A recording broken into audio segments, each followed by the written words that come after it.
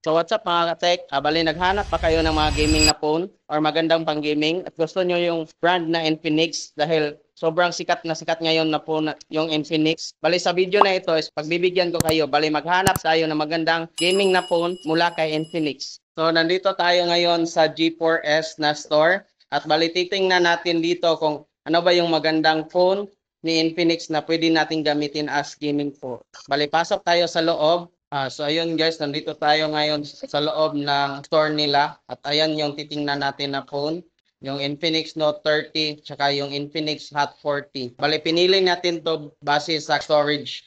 Maganda siya guys for gaming kasi malaki yung storage niya.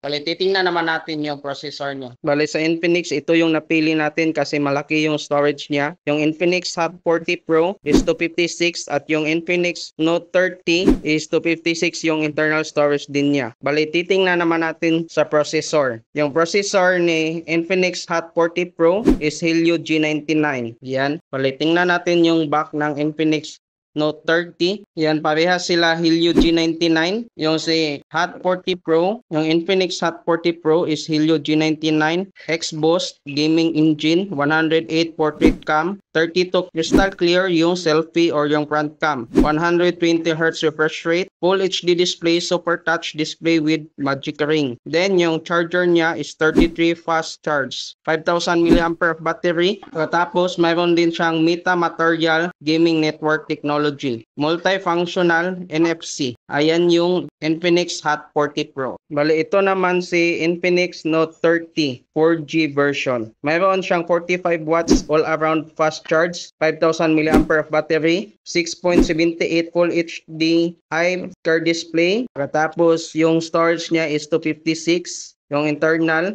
dual speaker, sound by JBL, at saka Helio G99. Android 13, yan yung dalawang gaming phone na entry ni Infinix. Bali yung display nitong Infinix Note 30 na phone is 6.78 Full HD plus 120Hz refresh rate. Yung Infinix Hot 40 Pro naman is 6.78, 120Hz refresh rate, punch hole display. Bali halos parehas lang sila ng mga specs at saka yung mga memory. Ang kaibahan lang nila is yung price. Itong Infinix Hot 40 Pro na 4G, yung price nito is 7,499 at yung price naman nitong Infinix Note 30 na 4G is 899. Bali sa price lang sila nagkaiba. Bali sa specs, sa display, sa resolution is halos parehas lang sila. Bali ito is 108 yung camera niya at saka 16 yung front. Ito naman is 108